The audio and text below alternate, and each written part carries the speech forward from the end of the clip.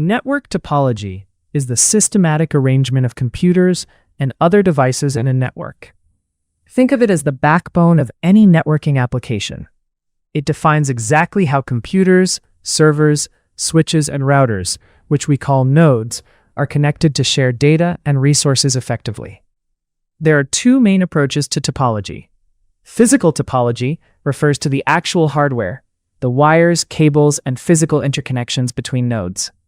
Logical topology is more abstract.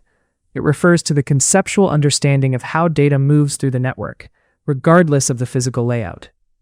Depending on the needs of an organization, there are several ways to arrange a network. Each comes with its own set of advantages and disadvantages.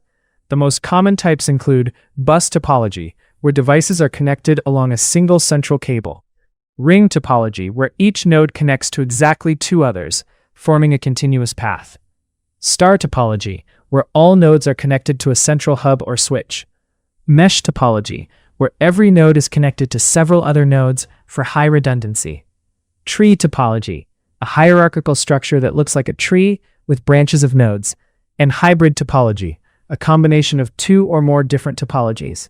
Selecting the right topology is crucial.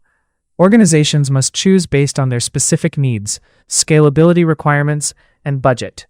Whether it's the simplicity of a star network or the reliability of a mesh, the topology is what keeps the data flowing smoothly. Understanding these layouts is the first step in building a powerful network. If this breakdown helped you, hit that like button and subscribe for more deep dives into computer science.